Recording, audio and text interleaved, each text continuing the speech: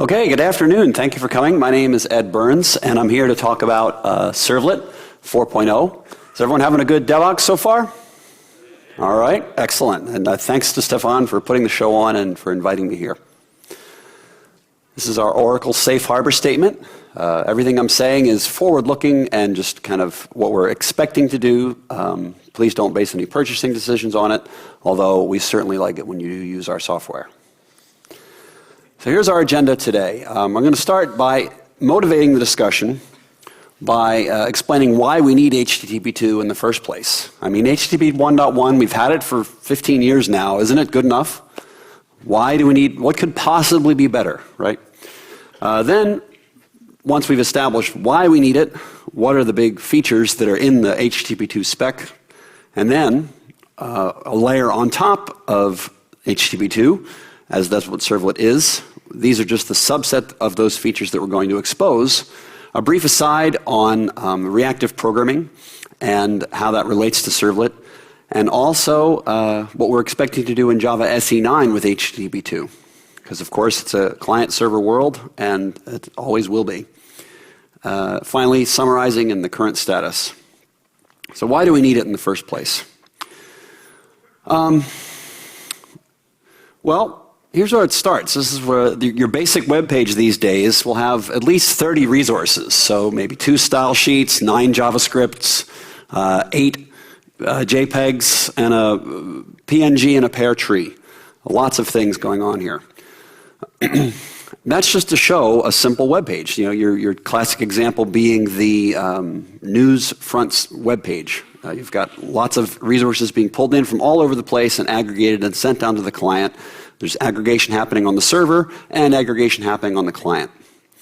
So the first problem is what we like to call the head-of-line blocking problem.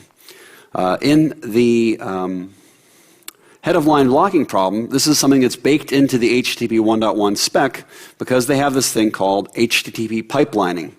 And in the HTTP 1.1 spec, you issue the requests, and they have to be returned in the order in which they're requested on any given TCP socket. So that's what the head-of-line blocking problem is. So in this example, we make our first request for the index page, we get that back, then the browser does its parsing and realizes it needs all these other resources. It makes the request for style 1, style 2, that comes back nice and fast. Let's say now that we wait a long time because script 1 for some reason is blocked. Maybe the server-side disk that hosts that particular file is having trouble, or there's something else. Anyway, none of the other resources can render, and therefore the browser is kind of stuck waiting for all of the other resources to come along. This is called the head-of-line blocking problem. And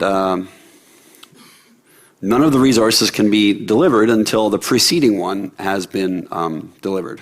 So one way that browsers have worked around this is by having multiple TCP sockets open to the same server. But for each of those, it's still the same problem. You know, within that socket, you're waiting for the next resource to come.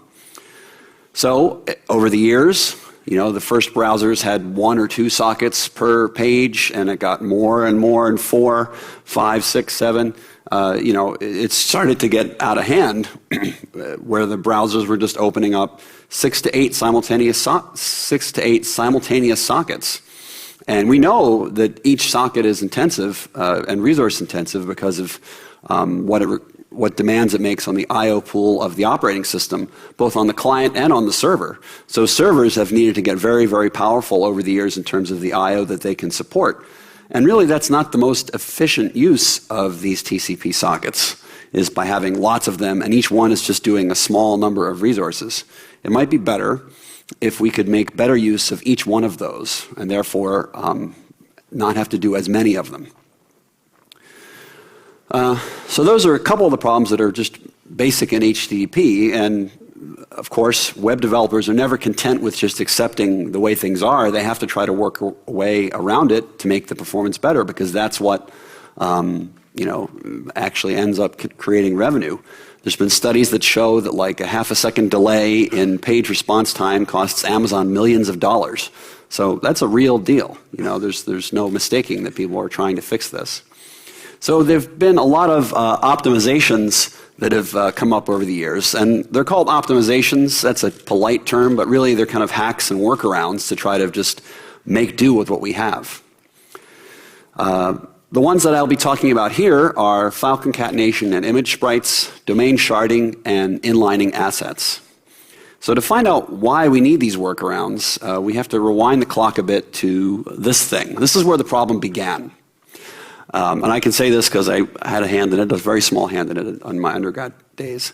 But this was the first thing where we went from 0 inlined resources to 1. And that leap from 0 to 1 is an infinite leap. So once we went from 0 to 1, going from 1 to more than 1 is just a small step. And that's how we got to where we are today. Because prior to this, there was just one web page. You know, there was just the single web page that had no inlined assets. But once we started having the image tag, then we started having other things that would go along with those things. So one hack that people do, workaround, is called image sprites. And basically the idea is, if we only have a certain amount of things we can shove down a single TCP socket, and they all have to be delivered one at a time in order, why not just send all of the images in one large image file, and then use CSS to effectively pan the viewpoint around this big image file, and that's what image sprites are. These are some very useful links here. This A List Apart is a very great resource for web development. They even have their own conference series called An Event Apart. I don't know if they've gone to Europe yet, but they do a lot of good shows in the States. And this is really the first one that really talked about sprites and showed how to use them. There's lots of web tools that do it for you. This one I like is called SpritePad. This one lets you just drag a bunch of images onto a canvas, and then it will automatically create this nice concatenated file for you, and also the CSS to go along with it. So it's a handy resource for doing this kind of thing. Now, I mentioned file concatenation and image sprites. That also works with other kinds of resources. Obviously, as far as JavaScript is concerned, all of the resources that are being loaded end up in the same DOM anyway, so you might as well just shove them in the same file. That's one trick you can do. And the same goes for CSS. So I mentioned the browsers have 6 to 8 simultaneous sockets. Their browsers place restrictions on the number of sockets that can be open to any given host. So one way that web developers have worked around that is called domain sharding. And with domain sharding, you're basically fooling the browser into thinking it's hitting different hosts, but actually you're using stupid DNS tricks to make it so it's hitting the same host all the time. Again, working around browser and protocol limitations. The final workaround here is inlined assets, and this one is basically you base64 encode your image, you put it in a data URL, and you can inline it straight into the page. So this lets you get all of the resources there up front, but it has the problem of being not very dynamic and difficult to maintain. Of course, if you're using some server-side templating thing, you're able to manage that a little bit better, but then you get into the whole business of server-side processing, and a lot of people are trying to get away from that. So those are the problems and some of the workarounds for them. And let's talk a bit about how HTTP 2.0 is trying to work around, or not work around, actually address the root cause of these problems. I expect we'll have some time at the end for questions, so if you have them towards the end, go ahead and start lining up to the microphones. I don't think people have been using those in other talks I've seen, so please do, if you have questions, come up to the mics, so that way we can have it on the video.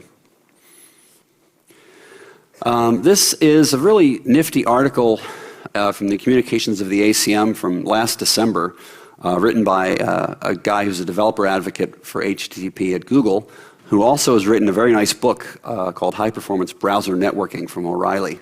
And a lot of what I'm talking about here, as far as how to present the information and what are the big features, is very well covered both in this article and in the book.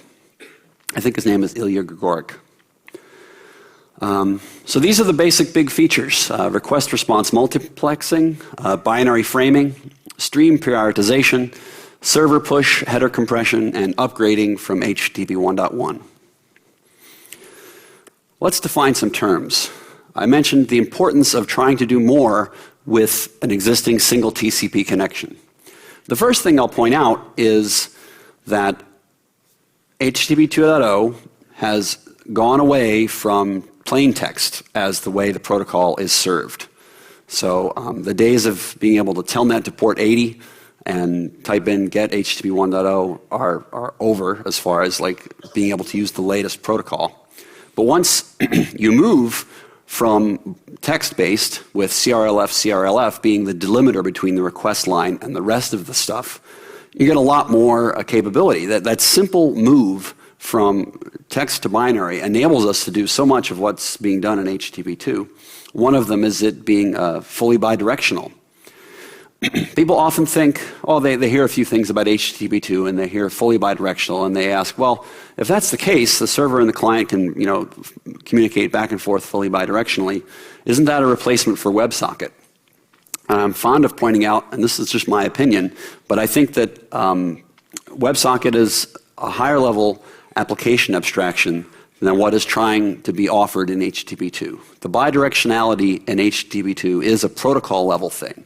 It's not intended for really being an application level protocol. One piece of evidence I use to support this position is the observation that WebSocket has a W3C defined JavaScript API that that exposes it to application developers. There is no such thing planned for HTTP 2. So if you need to do full bidirectionality at the application layer, WebSocket is definitely the right way to go.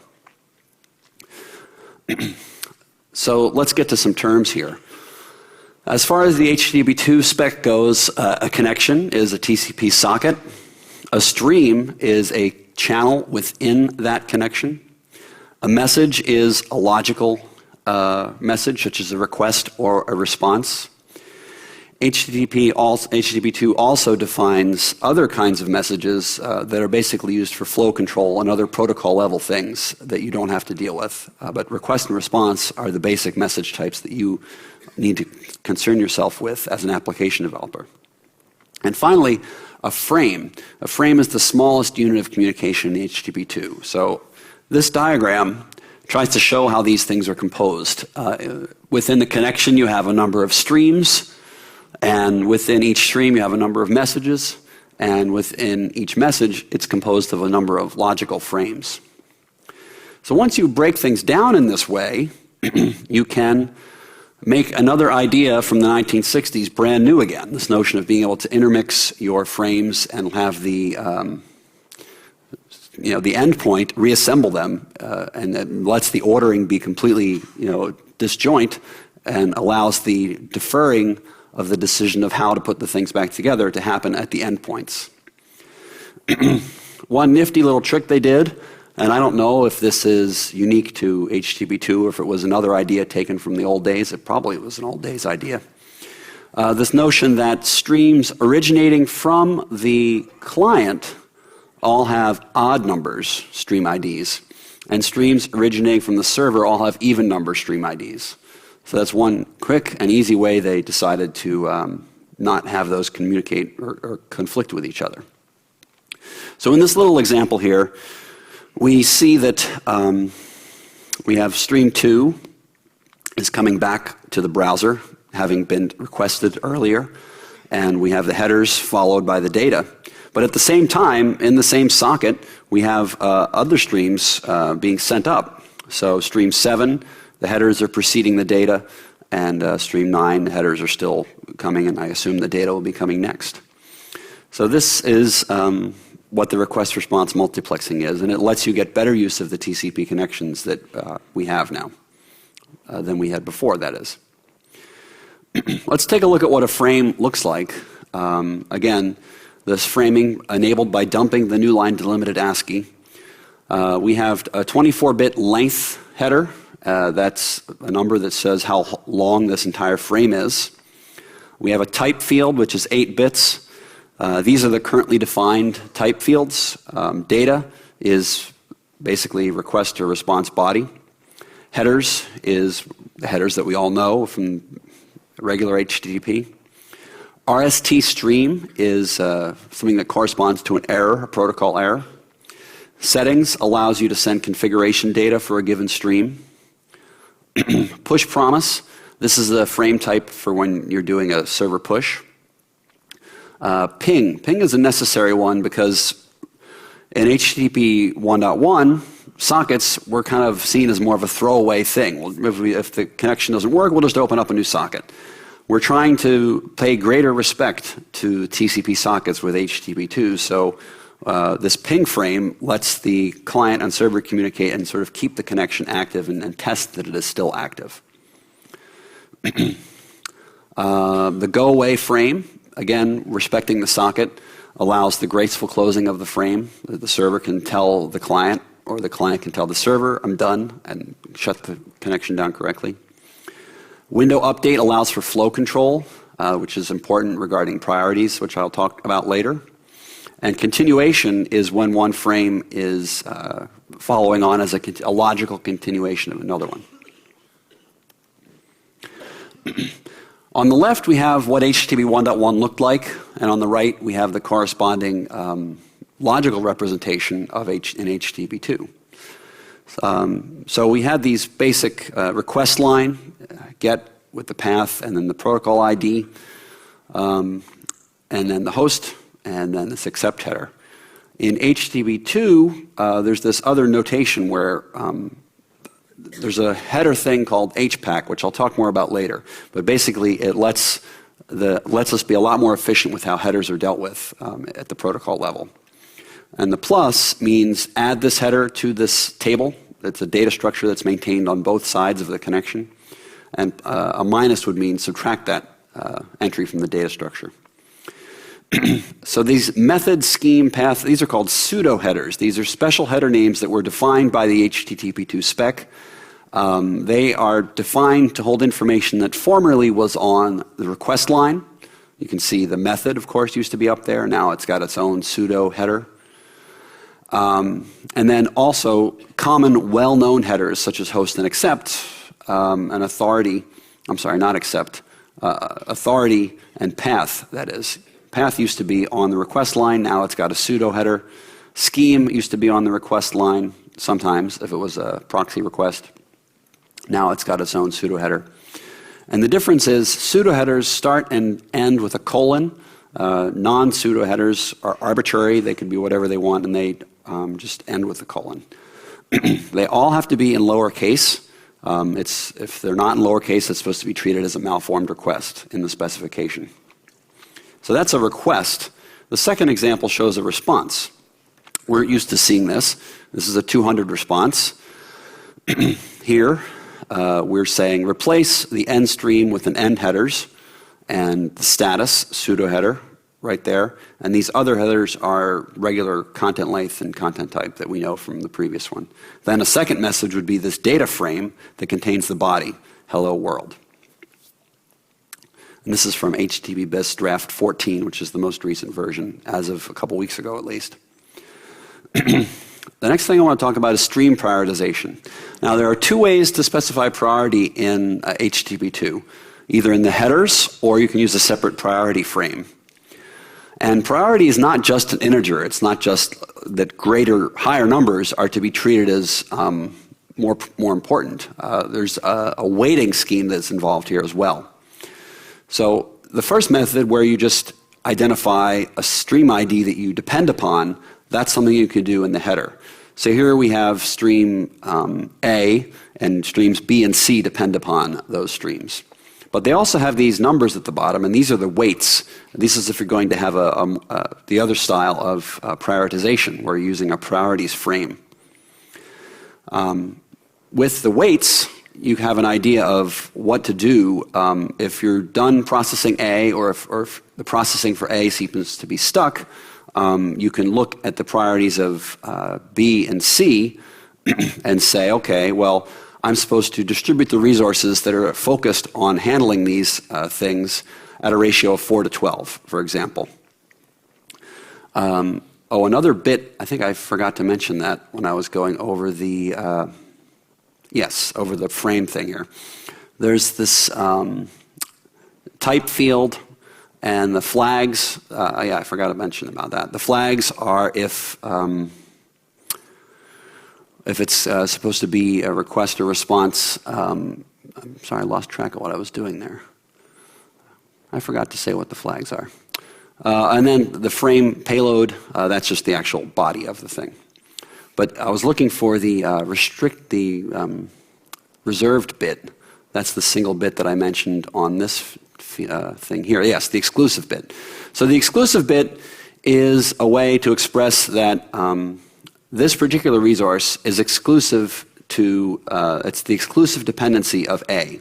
So when you have the exclusive bit set in your priority frame, you're saying none of the other resources that might otherwise be pointing to A should be treated as important, more important than this one, D, because it has the exclusive bit. Okay. And I think the exclusive flag is one of the things that's in that flags field. Yes, that's what it was.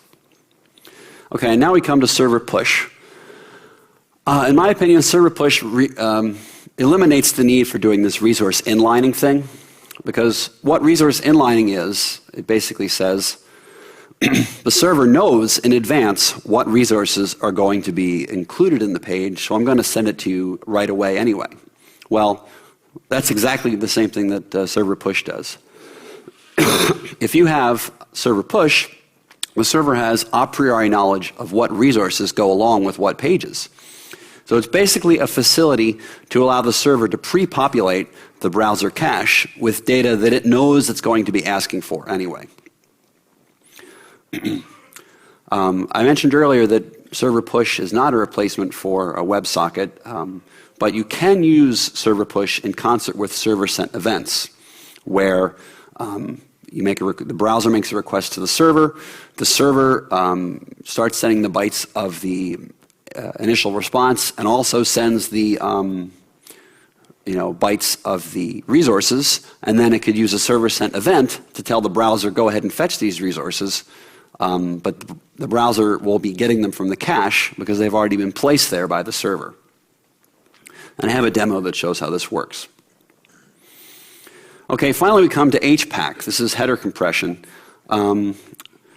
So the designers of HTTP2 observed that a lot of the bytes that are getting sent on the internet, as far as HTTP 1.1 goes, are really just headers. And furthermore, there's a lot of repetition. That host header, those accept char sets, within any given user session, those are mostly the same, but yet the protocol requires them to be sent every time.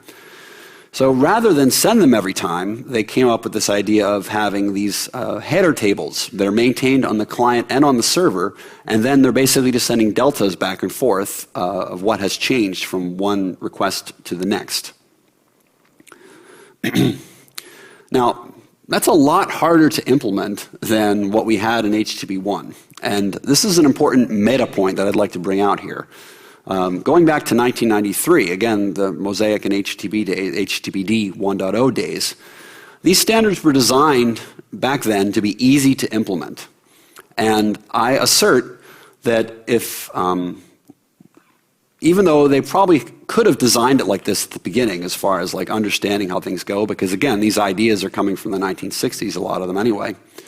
If they had come out of the gate and said, in order to write HTTP, you have to do this header compression thing, and it has to be binary, they wouldn't have had the explosive adoption that they did. Because remember, back then the web was not the only game in town. We also had Gopher to compete with.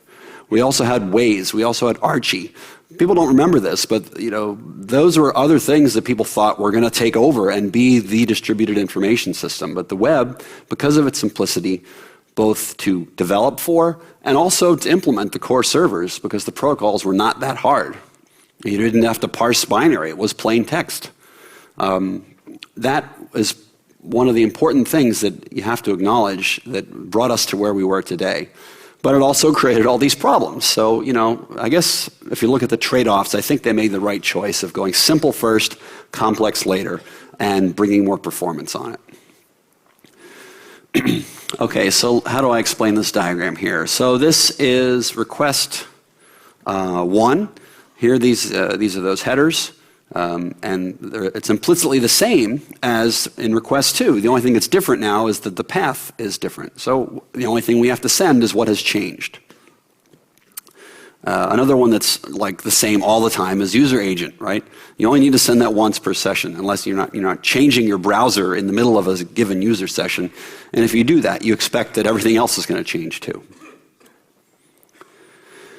Finally, the upgrade from HTTP 1.1. Obviously, it's going to take a while for this to penetrate, although the pump has been heavily primed because Google Chrome already supports HTTP 2. Nightly builds of Firefox, as I will show, also support it. And a lot of the servers are already providing support for it. So it won't take as long as you might think. It's going to be the kind of thing where we flip on the switch. It'll certainly be faster than the switch to IPv6, which is still not done yet. Another thing that the IETF has strongly recommended is doing away with the non-secure version. There was talk in the HTTP expert group of not even bothering with a non-TLS HTTP. But people said, no, we still have to have a non-secure. So that's what this 101 switching protocols is for. So with that one, the initial browser says, hey, give me HTTP 1.1. Oh, by the way, I can do HTTP 2 if you can handle it. Let's go, handshake, and we'll get started. If you're doing a SSL HTTPS connection, that negotiation happens as part of the lower level ALPN. That's called Application Layer Protocol Negotiation. And part of that specification already hands off what is the protocol to the HTTP layer. So that negotiation is done for you. Let's have a quick aside, a brain break on reactive programming. So these are the 4 concerns of reactive programming from the Reactive Manifesto. And they have this nice, cute little ribbon you can put on your website if you agree with that reactive way of doing things. And it's hard to disagree with it because it makes such sense. Basically, responsive means it responds to user needs in a timely manner. Resilient means it can withstand outages and have graceful degradation while doing so. Elastic means that the system response is not too heavily degraded when demand is high. And it also means that resource utilization is not too heavy when demand is low. Message-driven means it allows the parts of the system to interact with each other in a loosely coupled manner. And lastly, actually that was all 4. I got my animations kind of confused here. Now, Servlet only concentrates on 2 of these things. That's right, the responsive and the message-driven concerns. The other parts are outside of the domain of Servlet. Elasticity and resiliency, those are concerns that you address at a different layer. So one problem with being able to proudly sport the We Are Reactive banner is that the instant you have to block for I/O, you are no longer reactive. And that's a very high bar. No blocking at all in the whole system, from the protocol all the way down to the metal of the database. But with Servlet 3.1 and also a bit in Servlet 3.0, our goal is to make it that so you can entirely avoid blocking if you are really careful in doing so. Again, it's hard to do in practice, but you can do it. You can't blame your blocking on Servlet because we did give you ways to not block. So these are what we did in Servlet 3.1. We added these methods to the Servlet input stream, output stream, basically using listeners. So with these listeners, you can solve the non-blocking I/O problem. We also introduced some API to allow you to query if the streams can be read from or written to without blocking. This builds on work that was done in Servlet 3.0, where we added this asynchronous request thing. So this was a big change in Servlet, where basically you have a servlet, you can pop it into async mode, and then from then on in, all of the methods assume a different character.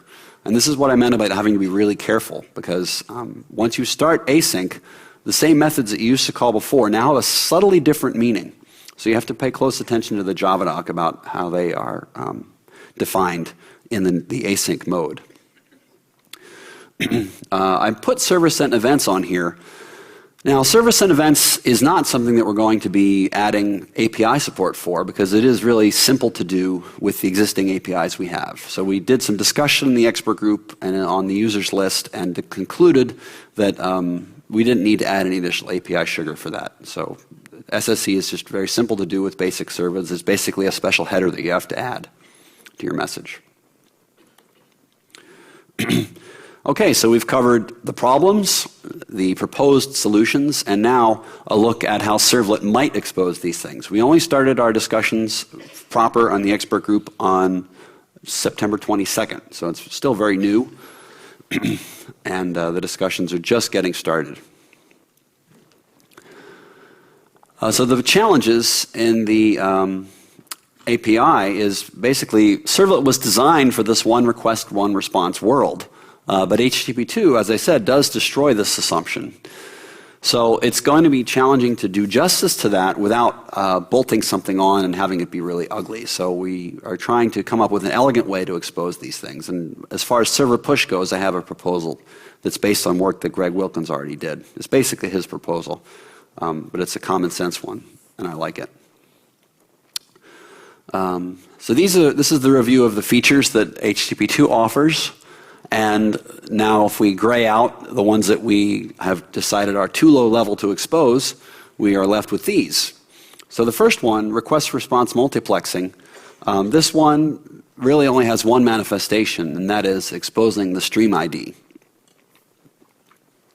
Stream prioritization, as I mentioned before, the priority is not just an integer, it's basically a struct. So we're going to be considering to add this new class called priority, which has these fields. And of course, a getter and a setter for that. Now we come to server push. Basically, it lets you push resources to a client for a given URL and headers. And you may add a callback for the completion of an error or push. Again, it's not a replacement for WebSocket. But it is really useful for frameworks that build on top of Servlet, such as JSF. So here's a little diagram of how this might work with server push. The browser makes the initial request. The server discovers the browser will need these additional resources because if you're doing a server-side web framework, the server already has this information. You've encoded it with some annotations on some Java classes, or it's encoded in the page in the form of custom tags. The server knows. So when the server knows, it can dispatch the push request, which will cause a synthetic GET to be sent back to the server on the same server instance, but on a different thread, which can then start sending the response bytes right away before even the index.html is starting to be delivered. All this can happen in parallel. So here's an example of how this would look from JSF. This is a JSF class called the Faces Servlet. And the only new code we would have to add here is this check for is push request.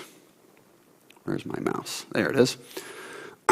So JSF 2.0 added a whole resource handler mechanism to it. And that basically allowed JSF to take advantage of the additional information about what are the things that go with your page. So the Faces Servlet is the front controller for JSF, and it basically operates in two modes. This mode here is I'm serving up a resource, and this mode here is I'm doing some request processing. So we want to serve up a resource if either this is a resource request or it happens to be a push request. That's the new method that's being proposed. And otherwise, we're going to just do the lifecycle processing. So that's how the bytes are served. Now, how the references are served, how the push request is dispatched. This one here, this is the external context class. This is basically an adapter that lets JSF run in portlet and non-portlet environments without having to be changed. Portlets, does anyone here use portlets? Okay, a few hands. Portlets, they're a cool technology, but they can be kind of complex. I mean, it's a nice idea. Again, it really takes the mosaic idea to an extreme where you have each little part of the page is its own little world. And of course, in order for that to all work together, there has to be a layer of abstraction that makes sure that this part doesn't mess with this part, because they're all going into the same page and they're all writing into the same DOM. So you don't want to have conflicts. So everything has to be namespaced. The external context lets us do that. Anyhow, this encode resource URL method is a thing that is called whenever JSF needs to write a reference to a resource of any kind. And here, this is exactly the right time to dispatch that push request. So we're able to say, my mouse keeps disappearing. There it is. We're able to say, encode resource URL, realize this is a resource thing, and then dispatch the push request there. So let's pop into a quick demo. Okie doke. So here is a very simple JSF app. I haven't had to make any changes to it to allow server push to work, which is nice. So this is an image page, and in order to try to better illustrate the performance benefit of this, one of the advices that people give to web designers is don't put as much of the important stuff at the top of the page as possible, because that first 14K is going to get delivered first. And that's called the 14K rule. And in this case, we're doing exactly the opposite. So I put a bunch of garbage at the front of the page, and all the resources are at the end. And these resources are rendered by JSF using this special syntax here, which causes a resource request to be served up. There are lots of other ways to render resources in JSF. This is just the one that makes the quickest sense for this quick demo. And it shows an image being tiled and delivered. So let's see, I hope the Wi-Fi is still working. Looks like it is. So on this side, we have the HTTP2 server, or not server, HTTP2 client. Why is that? Oh, it looks like it's gone asleep or something. Wonder why, what's going on here?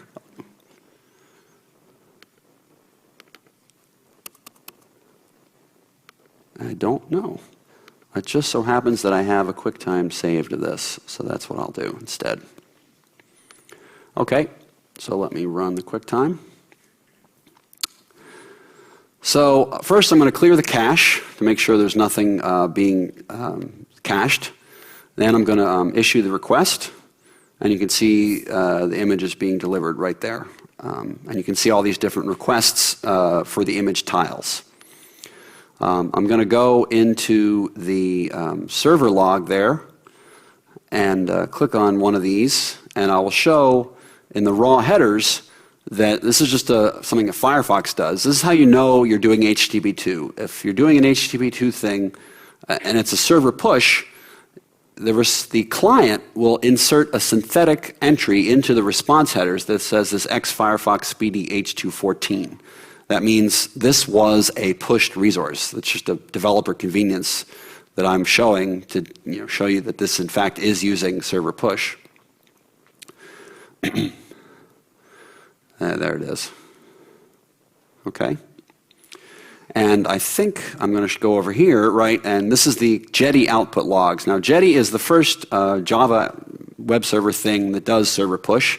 Greg Wilkins is the guy that does that. He's on the HTTP2 working group, so he's really, put a lot of effort into staying very current. You can see there, push request, and this is the HTTP resource that I've referenced there, the first one, part 1.1. That's the upper left tile of that image. And you can see there's any number of those, probably 49 of them. It's a 7x7 grid. So as we go through here, we're going to see others as well. Yeah, next. You can see all of those different pushed resources. Okay. And let me see if I did anything else in the demo. I think I did try to illustrate that the it comes through, the net effect is that it comes through faster because all of the tiled images are delivered at the same time before the large page with all that junk at the top even gets finished being processed by the browser. Okay. If we compare that to how things look in HTTP 1.1, the same demo here, just with a differently configured browser. This is also Firefox Nightly, but you have to set Firefox Nightly up a little bit differently to get it to do HTTP2 server push. Or I'm sorry, to get it to do HTTP 2.2 at all. And I don't know what happened to my VM. Really funny. Well, at least I've got the quick times here. Okay. So we're loading the page, and you can see there, each of these is happening kind of in order because they're being able to be processed, and that's the HTTP 1.1 pipelining that I was talking about. And I think if we look at the demo, it's going to show the headers and show that they are not, that doesn't have that HTTP 2.0 Firefox synthetic header. It's not there, see? Okay, so this is showing it is in fact using 1.1. Okay, so that's a quick demo, but it does validate the basic idea that shows that there's value in HTTP2 server push, especially when you look at the perspective of web frameworks that is sitting on top of Servlet.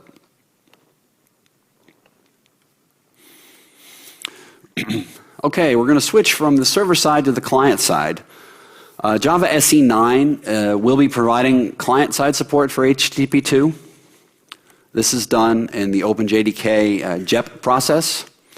We're not trying to obsolete Apache HTTP client. That's a different piece of software, and it's a much more full-featured thing. And this is going to be very focused and easy to use. It covers like the 80% of the most common use cases you need to do as an HTTP client.